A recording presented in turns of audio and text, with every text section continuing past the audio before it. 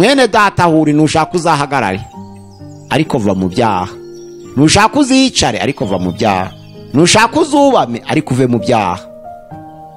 Kuko isezerano Bibiliya yemera ko izo pozisiyo zose zikora iyo abantu ari abakiranutsi. Musenge kugira ngo mutagwa mu mosha. Ayo masaha yose yababwiraga ngo musenge yabaga ari nijoro, kuko yaraje arababwira ati murananiwe. Amasengesho agira imbaraga naya nijoro, ariko ku muntu amasengesho y'imbaraga naturuka mu gukiranuka k'umuntu wayasenze. Ariko ku bantu ijwi ritambuka nijoro kuko haba hatuje. Isengesho ryo gukiranuka rikora, bisobanura ngo isengesho aho riba hose riyoborwa no gukiranuka. Hari aho ugera ugiye gusenga wahagarara bati pu pu pu pu pu pu, nta muntu usenga Imana ahagaze imbere yayo kwa nagasuzuguro, banza upfukame ubone usenge. Ariko ijambo ry'Imana ntabwo ariko rivuga. Nzitorero rimwe usenga uhagaze bakagucecekesha bati pfukama. None se imisengero gushaza kuvuga ni ati abantu bose bagomba gusenga bubashye Imana bapfukame. Niba usenga udapfukamye, ndamubwira none se ko hari ahantu birigenda igaragaza henshi abantu bagiye basenga muri butandukanye butari gupfukama, bahagaze baryamye bicaye. None se nk'abo bantu urababwira iki? Abo bantu bari mu buyobi, bumva ko pozisiyo y'umubiri w'umuntu ariyo yonyine yaguhesha kugera ku Mana. Ntabwo bazi uko abantu baganira n'Imana, ntabwo babizi. Yabunahe kugira umuntu uzakubuza gusenga ngo nuko udapfukamye, kuko ahantu hose ntihapfukamwa. Gusenga everyday, gusenga buri munsi. Nusenga uzanesha, nunanigwa gusenga uzaneshwa. Senga. Gusuhuje washuti mukunzi wa gusenga everyday udukurikirana buri munsi. Imana igumugisha cyane kuko umwanya wafata ukurikira ibi biganiro tugenda tukugezaho. Turakwizeza kutazagutenguha kuko tugufitiye byinshi, tugufitiye ubutumwa bwinshi, kandi turifuza ko atazajya no murimbuka. Rero turabashimira mwese abakunzi bacu, turashimira abanyarwanda mwese mudukurikira mu gihugu cyacu cy'u Rwanda, turashimira abarundi mwese, Imana ibahumugisha cyane. Abarundi kazi, abashinga nahe mugubwe neza cyane aho muri, kandi Imana ibahe umugisha mu byo mukora. Turashimira abakongomani mwumva ururimi rw'Ikinyarwanda, turashimira abantu mwese bari Uganda, abanyarwanda mudukurikira, diaspora ziri mu bihugu bitandukanye byo muri Afrika. Turashimira abandi mwese tunabasuhuza kandi muri ku mugabane w'Uburayi, Aziya, Amerika ndetse no muri Oceania. Mwese mufata umwanya mukurikira ubutumwa butambuka kuri gusenga everyday. Imana ibaha umugisha kandi tuzakomeza gusenga, kuko gusenga ni ingenzi ku muntu uwo ari we wese. Abanga Imana nibayisenge bazapfa bose be kwibukwa, ariko abana b'Imana tugomba guhora mu bihe byo gusenga, dusenga buri munsi, dusenga everyday. Twakiriye pastor wacu nkuko dusanzwe kugira ngo asuhuza abadukurikiye, hanyuma dusenge twinje mu kiganiro cyacu. Turabasuhuza mu izina rya Yesu. Muraho neza abatugana kuri channel yacu ya gusenga everyday. Imana ibahe umugisha. Pase mudusengere kugira ngo dutange ikiganiro. Mana turagushimiye, turi imbere yawe muri aka kanya, tugiye kuganira amagambo yawe, kandi ni isezerano ryawe nk'uko Yesu Kristo yabwiye abayuda bari bamwizeye ngo nimuguma mu ijambo ryanje muzamenya ukuri, kandi ukuri niko kuzaba batura. Turashaka kwamamaza ishimwe ryawe kugira ngo ubutumwa bwiza bugere mu mahanga yose, bashe kubatura abantu bagendera ku mihango, abantu bagendera ku bitanditswe mu byanditswe byera bahumetse, kugira ngo barusheho kugaruka bagire mu nzira y'ijambo ryawe. Mana ishobora byose, bibagereho ku isi yose kuko ufite ubushobozi kandi urabishoboye, mu izina rya Yesu, amena. Ya pase, Imana igumugisha cyane. Reka mbwira abadukurikiye ko ugiye kweba ikiganiro. Amazina yanjye nitwa Jalik Ikingeneye. Imana ibahe umugisha. Reka twakire paseri hanyuma atuganirize. Pase, uyu munsi mwaduteguriye iki? Turaganira ku masengesho. Amasengesho ni icyigisho twari tugeze hagati, twari tugeze ku ngingo, turangije ingingo ya 8. Twari tugeze ku ngingo ya 8 ku cyigisho cyitwa amasengesho. Ubu tugeze ku ngingo ya 9 rero yitwa ibihe byo gusenga. Ingingo ya 10 imyifatire mu masengesho. Twavuze ku ngingo ya mbere, twasobanuye Imana dusenga ibahe, turasenga dutitiriza. Ingingo ya 2 twavuze ukuntu ibisubizo iyo bivuye ku Mana bitugeraho. Ingingo ya 3 twavuze imikoranire y'amasengesho n'impano. Ingingo ya 4 twavuze akamaro k'amasengesho yo kwiyiriza ubusa. ingingo ya gatanu twavuze inzitizi zishobora kuza mu masengesho. Ingingo ya gatandatu twaganiriye ku bwoko bw'amasengesho. Ingingo ya karindwi twaganiriye ku mbaraga z'amasengesho. Ingingo ya munane twaganiriye ku cerekezo c'amasengesho. Ingingo ya 9 rero tugeze ku bihe byo gusenga. Ingingo ya 10 turasoza ku myifatire. Ibihe byo gusenga rero abantu benshi baje babijaho impaka, bamwe bakavuga bati oya amasengesho ya kumanywa niyo yemewe, abandi bata amasengesho ya nijoro niyo mazima, abandi mu gitondo, abandi saa 6 hagati niho network icamo. Ariko ibyanditswe byera ntabwo bivuga ko hari amasengesho yarusha andi mbaraga bitewe n'ibihe. Nubwo abasengaga ni ku bantu ku ruhari rw'Imana nta tandukaniro ry'ibihe. Ku ruhari rw'Imana wasenga saa 6, wasenga nimugoroba, icy'ingenzi nuko waba ukiranuka. Ariko turebye muri Luka ibice 6:12 turasanga amasengesho kenshi yakozwe yakunda gukorwa nijoro. Luka 6:12 aravuga ngo nuko muri iyo minsi avayo aja ku musozi gusenga, akesha ijoro asenga Imana. Ijoro rikeye ahamagara abigishwa be, atoranyamo 12 abita intumwa. Nukuvuga ngo yakoze amasengesho mu ijoro ryose, arasenga. Turebye n'imbaraga z'amasengesho mu rwandiko mu byakozwe n'intumwa ibice 16 umurongo wa 25 batubwira uko Paulo na Sila bari mu nzu y'imbohe i Filipi. Hari nijoro mu gicuku, ijambo ry'Imana riravuga ngo mu gicuku barasenga, maze imfatiro z'inzu ziranyeganyega. Byanditswe hara mu byakozwe n'intumwa ibice 16 23 aravuga ngo bamaze kubakubita inkoni nyinshi babashira mu nzu y'imbohe, bategeka umurinzi kubarinda cyane, nawe ategetswe atyo abajugunya mu nzu yo hagati, abakomeza amaguru yabo mu mbago. Ariko mu gicuku Paulo na Sila barasengaga baririmbira Imana, izindi mbohe zirabumva. Uwo mwanya habaho igishitsi cyinshi, imfatiro z'inzu ziranyeganyega, inzugi zose ziherako zirakinguka, iminyururu ya bose iradohoka. Uwo murinzi arakanguka, abonye inzu y'imbohe zikingutse, agira ngo imbohe zacitse, akura inkota, nuko agiye kwiyahura. Paulo avuga ijwi rirenga ati wikwigirira nabi, twese turi hamwe. Ijambo ry'Imana riravuga ngo habaye mu gicuku. Biragaragara ko amasengesho ya nijoro, nubwo amasengesho yose yemeye ku Mana nta kibazo, ariko ku muntu usenga network nuvuga ngo itumanaho riba ryiza iyo asenga nijoro, kuko amajwi yo mu kirere aba ari make, ibintu byose biba byashetsetse, nawe yumva ari mu mutuzo. Si ukuvuga ko ari itegeko ngo tujye turasenga nijoro, ariko ibihe byiza umuntu yagira inama ku mwana w'umuntu nuko yaje afata amasengesho y'ibihe akayasenga nijoro, kuko na Yesu nabikoze. Hariya muri Matayo 26 turutse ku murongo wa 36 kugeza kuri 46 haravuga hati, Yesu yabwiraga abigishwa avango mube muretse nigire hirya nsenge. Yaje kugaruka agasanga barananiwe, rimwe na rimwe akababwira ati ntabwo mushobora kwihangana n'isaha imwe ngo musenge kugira ngo mutagwa mu mosha. Ayo masaha yose yababwiraga ngo musenge yabaga ari nijoro, kuko yaraje arababwira ati murananiwe, mwongere mukanguke musenge, kuko hari igihe yagarutse asanga bose basinziriye. Ariko arabakangura arababwira ati ntabwo mushobora kwihangana n'isaha imwe.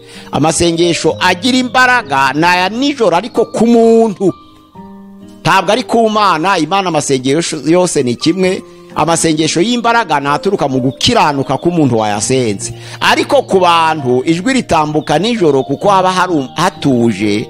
Nizo mpamvu nsomye amagambo avuga ku bantu benshi bagize ibihe byiza byo gusenga ko babikoze nijoro.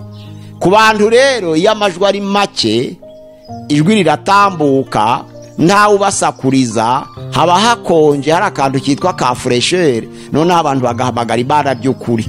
Ntabwo Imana yakwita ku masengesho ngo nuko yakozwe nijoro udakiranuka, ariko ijoro rituma umuntu abohoka, hari umutuzo, ijwi rigatambuka mu kirere, amajwi y'inyoni n'indege kenshi bidahari, n'amajwi y'abantu yacecetse, niho umuntu yumva netiwaki itambutse neza. Ariko amasengesho yose igihe cyose yaba akorewe yavuye mu mutima ukiranuka ni kimwe aremewe. Hari abantu rero bavuga bati gusenga mu gitondo nibyo byiza. Nabo nashaka kwigisha babwire ngo nta saha nziza yo gusenga, icyiza ni ugukiranuka k'umuntu. Byanditswe muri Yakobo igice cya 5 umurongo wa 15 na 16, havuga ngo isengesho ryo gukiranuka rikora imirimo kandi rigakiza umurwayi. Bisobanura ngo isengesho aho riba hose riyoborwa no gukiranuka. Abantu bashobora gusenga bigana, abandi bagasenga mu magambo, ariko iyo badakiranuka, na Dawidi yabikomojeho hariya muri Zaburi ya 66 umurongo wa 18, aravuga ngo iyo nibwira ibyo gukiranirwa mu mutima wanje ntabwo Uwiteka aba yaranyumviye. Ubwo ni ukuvuga ngo gukiranuka gutegeka amasengesho, kandi amasengesho ni ingenzi mu murimo w'Imana. Ariko usenze nimugoroba arumvirwa, usenze nijoro mu gicuku arumvirwa, usenze mu gitondo arumvirwa, ariko rinda umutima wawe. Niba umutima wawe ukiranuka, igihe uzasengera cyose kizemerwa. Ariko ayo nakwigira inama nk'umuntu nkanje Pastor Mpazibirego, nuko waje ufata ya nijoro kuko hari umutuzo, hari n'urusaku ruke. Ingingo ya 10 ni imyifatire. Hari aho ugera ugiye gusenga wahagarara bati pu nta muntu usenga Imana ahagaze imbere yayo kwa nagasuzuguro. Banza upfukame ubone usenge. Ariko ijambo ry'Imana ntabwo ariko rivuga. Byatanze ingero z'abantu basenze batifashe kimwe. Urugero, Salomo mu ingoma ya 2 ibice 6 umurongo wa 1 kugeza ku wa 3 yarahagaze, n'iteraniro ryose ry'Abisirayeli rirahagarara, ararisengera, arihesha umugisha. Imana irawemera, kandi yarahagaze n'iteraniro rihagaze. Hari urebye muri Luka 18 umurongo wa 9 kugeza 14, aho umukoresha w'ikoro n'umufarisayo bagiye gusenga, bose barahagaze. Ariko usomye ku murongo wa 13 Luka 18 haravuga ngo wa wundi watasha atsindishirizwe ari we wa mukoresha w'ikoro, ngo ahagarara hirya, ntiyatuza areba mu maso y'Uwiteka, ahubwo ahagarara hirya, yikoma mu gatuza, aravuga ati Mana mbabarira. Yarahagaze. Ijambo ry'Imana rivuga ngo ahagarara hirya. Imana iramwumvira. Ijambo ry'Imana ku murongo wa 14 ngo ataha atsindishirijwe kandi yarahagaze. Elisa agiye gusengera umwana umushinemukazi. Byanditswe mu Bami ba 2 ibice 4 hari ku murongo waho 27 kugeza kuri 32, haravuga ngo yamurambarayeho amaso ku maso, umunwa ku munwa, amaboko ku maboko, kugeza ubwo ubushuhe bwaziye mu mwana wari wapfuye. Elisa ahagurutse arongera amusubira mu ryamo nk'uko yabigenjeje, urugingo ku rundi, urugingo rusa n'urundi ku rundi. Ubushuhe buje kuri wa mwana, umwana arahaguruka amuhereza nyina wa mushunemukazi ari muzima kandi yasenza aryamye. Ni ukuvuga ngo wahagarara Imana irakumva, wakunama Imana irakumva, wakwicara Imana irakumva, waryama Imana irakumva. Ariko siko bose babyumva. Nzitorero rimwe usenga uhagaze bakagucecekesha batipfukama. Pasi uvuze gutyo mita unyibutsa cyane iryo torero ry'abagorozi. Yego. Nturetse guhamagarwa na bamwe bari hanze y'igihugu, baravuga ngo amatorero yose abantu bayarimo kujya mu ijuru bizabagora kubera ko batubahiriza ibirebana n'imisengere. None se imisengere gushaza kuvuga ni ati abantu bose bagomba gusenga bubashya Imana bapfukana. niba usenga udapfukamye byarakurangiranye niba usenga udapfukamye rwose byarakurangiranye ntabwo ugomba kubaha Imana kuko Imana ni umuremyi w'ijuru n'isi ukajya imbere yayo ugapfukama ndamubwira none ko hari ahantu biri igenda igaragaza henshi abantu bagiye basenga muri butandukanye butari gupfukama bahagaze baryamye bicaye unagiye no mu misengere ya Yesu arimo gusenga bya bihe bye byo kwitegura urupfu mu gashyamba k'Getsemane hari abo bavuga ngo yasenze yunamye hari abo bavuga ngo yarapfukamye hari abo bavuga ngo yigiriye imbere ho gatoya mbega ukumva baravuga ibintu bitandukanye abo banditse Bibiliya nka Matayo Mariko Luka na Yohana ariko ngo aravuga ati reka da ni ugupfukama niba udapfukamye nta communication hagati yawe n'Imana none pastor uravuze ati rero gusenga ni mu buryo bwinshi ahubwo yego none sibo nk'abo bantu urababwira iki abo bantu bari mu buyobi bumva ko pozisiyo y'umubiri w'umuntu ariyo yonyine yaguhesha kugera ku Mana ntabwo bazi uko abantu baganira n'Imana ntabwo babizi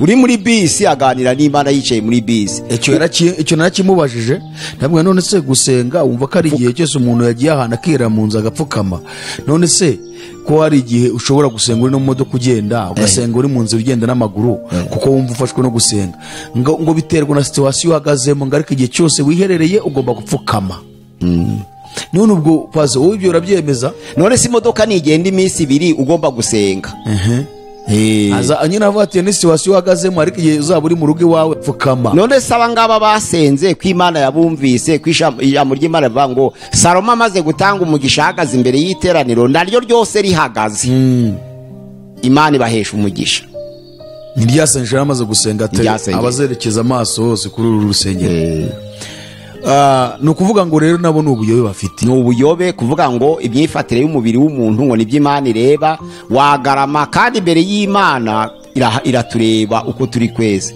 ariko pozisiyo Imana igenderaho kugira ngo isubize amasengesho ni umutima nicyo cyonyine wahagarara upfa kuba wubasha Imana wapfukama upfa kuba wubasha Imana waryama upfa kuba wubasha Imana ireba umutima uyu mutima unje urashaka iki ubundi witwaye uti imbere yanjye iko Imana kugira ngo isubize ibanza kureba urumva abo ngabo rero pozisiyo bareba ni y'umubiri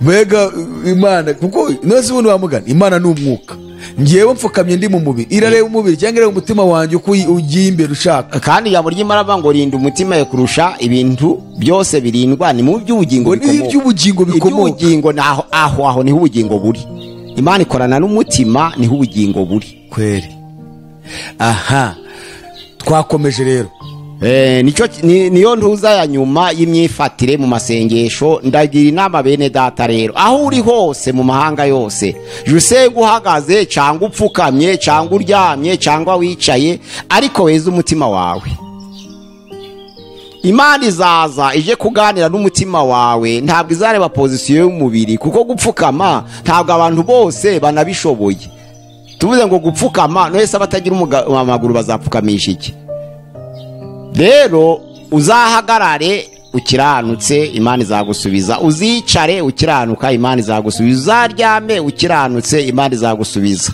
icy'ingenzi ni ugutunganya umutima wawe nibyo mbagira inama bene data nyabunahe kugira umuntu uzakubuza gusenga ngo nuko udapfukamye kuko ahantu hose ntihapfukamwa ariko mu bwoko bw'amasengesho nuko nyine abantu batabashije kugira amahirwe yo kumva icyigisho cyose hari amasengesho bita umwimerere hari amasengesho bita ingwiririzi hari amasengesho bita ibyiyumviro hari amasengesho bita amasengesho yo mu ndimi amasengesho amwe rero aragutungura ntabwo igihe cyose waba uri gusenga waba witegeye gupfukama kuko hose ntihapfukamwa ayo n'ay'ingwiririzi ni uvuga ngo hari amasengesho y'umwimerere ari muri Bibiliya ay'umwimerere ubwo ni ayahe ufata Zaburi ntugire icyo ukuramo ngo uhindure akaba ariyo usenga ukayimanuka yose ufashe Matayo 6:9 data wa twese uri mu ijuru izina ryawe ryubahwe ntugire icyo uhindura niyo bitiriye muri theology ngo namasengesho y'umwimerere kuko utagira icyo uhinduye ariko amasengesho y'ingwiririzi ni yadusenga ugendeye ku itegeko ry'icyabaye bati ibyo kurya biraje rero ngaho tugiye gufata urugendo ngaho tugiye gukora ubukwe ngaho tugiye gutangira amateraniro ngaho ukavuga ibisa n'ikigiye kuba. Niyo masengesho bita ingwiririzi, uvuza ibisa n'ikigiye kuba. N'amasengesho y'ibyiyumviro ni cyagihe ugeze mu utashobora kubumbura akanwa. Intwaro imbunda iri ku mutima, barakubwiye bati vuga irya nyuma, ntabwo waba ugishoboye kurivuga, ahubwo imbere mu mutima hasi uravuga uti akira ubugingo bwanje Mana, ariko ntuvuge, ubivugira imbere kandi Imana ikabyumva. Kuko na wa mugore wa Elikana, umugore wa Elikana Ana, yasengeraga mu mutima, rimwe bikamucika iminwa ikanyiganyiga. Muri Samweli ya mbere igice cya mbere ku murongo wa mbere kugera kwa 13, iminwa ikanyiganyiga, bamwe bakagira ngo yasinzihira, ariko ubwo mu mutima habaga hari kwatura. Ico isengesho ryo mu mutima rirumvikana, bita prière de méditation. Pasa isengesho rirakaze, isengesho ryo gusenga bagutunze imuratiriro ryanyu mugiye kuvuga, ariko uravuga ni mu mutima gusa, ariko iyo yiruvuze bahumva ryumvikanyira. iyo pfo niho havuga. Wewe ushira igitekerezo cyo kuvuga ngo akira ubugingo bwanje, akira ubugingo. Ubwo bivuze nyakubivuga koko, akira ubugingo, uvuga uti bungiye kugwasi birangiye. Birarangiye, icyo gihe uvugira imbere, ntavuga ngo Mana utazi ko bararasa mu kwaha cyangwa bararasa mu mutima cyangwa mu mutwe, ntubuza hariho, ahubwo mu mutima niho havuga ati akira. Uravuga uti wenda nimvuga ngo Mana bararasa mu kanwa, kuko iri ku deja icyo gihe uvugira imbere mu nda, bikemerwa. Hari benshi babikoze, izo mpamvu meditation iremewe, ukavugira imbere. Nuvuga ngo hano hari urusaku, si ngombwa ngo uvuge ijwi risohoke kugira ngo Imana yemere, oya. Ubwo bwoko bw'amasengesho burahari. Nare amasengesho ya kane yo mu ndimi, kubera Imana izi umugambi wayo kuri twe, hari igihe uja guhaguruka warangije gukora gahunda y'irari, noneho kuko Imana igukunda ikagucecekesa, ikagushira gusenga mu ndimi kugira ngo uhuze n'umugambi wayo. Ubwo ni mu ndimi zimeze ziteze umwuka wera cyangwa indimi z'ibihugu. Hari ugusenga mu ndimi, hakaba no kuvuga indimi. Biratandukanye. Kuvuga indimi ni message bivuye ku Mana kugira ngo ubwire iteraniro hagire usobanura. Ariko gusenga mu ndimi, ijambo ry'Imana rivuga ngo uziyungura wewe ubwawe, nuvuga ngo hari communication Imana izarema hagati yawe nawe, ariko ikakwereka ubushake bwayo. Ubwo ni indimi z'umwuka wera, ni iz'umwuka. Kuko ijambo ry'Imana rivuga ngo kuko tutazi uko dusenga, ngo ariko Imana izi iki dushakaho, mbo iradufasha mu ntege nke zacu, noneho tugasenga nk'uko ishaka. Imana yacu dusange rero, mwumve ubwoko bw'amasengesho. Ariko icyo twaganiriye uyu munsi ni ibihe byo gusenga na pozisiyo, uko twakwifata dusenga. Mwene data huri, nushaka uzahagarare ariko va mu byaha, nushaka uzicare ariko va mu byaha, nushaka uzubame ariko uve mu byaha. Kuko isezerano Bibiliya yemera ko izo pozisiyo zose zikora iyo abantu ari abakiranutsi. Kandi Elisa yubaraye kuri wa mwana w'umushunamukazi yari aryamye, noneho byo mwita ngo ni ikizira kusenga uryamye, ntabwo ari ikizira. Yamwubarayeho, Imana ikora ibitangaza, arahagarara. Imana iduha umugisha twese hamwe dusangire ijambo ry'Imana mu izina rya Yesu. Murakoze. Pase, Imana igumugisha cyane, kubwi navuga ngo ni ikintu gikomeye cyane kuba umuntu agufite, kuko hari ibintu byinshi abantu bagenda bunguka, usanga bafiteho ibibazo byinshi, ugasanga yabuze igisubizo cyabyo. Ariko nk'aka ni akantu gakomeye nako karebana n'ibihe byo gusengerwaho, ndetse na pozisiyo cyangwa position umuntu ashobora gufata kugira ngo ashake Imana. Ubwo abadukurikiye nabo barabyumva ko aho hantu urujijo ruvuyemo. Turabashimiye rero. Hanyuma mwatanga adresse zanyu kugira ngo Pasteur Mpazibirego Pierre ubaganiriza ku ijambo ryo gusenga kuri channel ya Gusenga Everyday. Nimero ya telefone 078 666 966 20 078 666 9 nayo igendanwa ni 0783 407035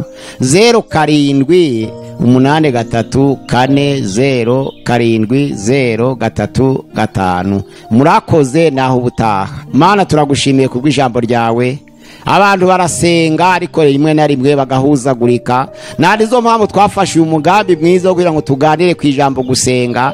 Hari amasengesho y'ibyiyumviro, hari amasengesho y'umwimerere, hari n'amasengesho y'ingwiririzi, n'amasengesho yo mu mwuka. Ibyo byose tuje imbere ya Mwami kugira ngo abasenga bose urondora imitima yabo ubemere kugira ngo bakwegere, kuko haravuze ngo umuntu wese ufite inyota aja kwegera kandi abakwizera imigezi y'amazi atemba iva mu nda yabo. Werekeje ku mwuka wera warugiye kumanukira abigishwa bawe. Mana uduhe gusengesha umwuka iteka ryose kumugaragoye Paulo yarabitanze nk'isezerano, kandi Mana ni umwuka ngo n'abayisenga bakwiriye kwisenga mu mwuka no mu kuri. Ndagushimiye kuraha ubwoko bwawe gusenga kandi bakeza imitima yabo kugira ngo ubugingo bwa benshi bubashe kukwegera mu izina rya Yesu, amena.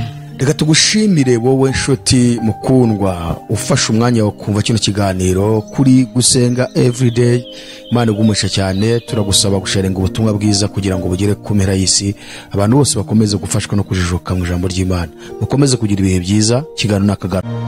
Gusenga everyday, gusenga buri munsi. Nusenga uzanesha. Nunanigwa gusenga uzaneshwa. Senga.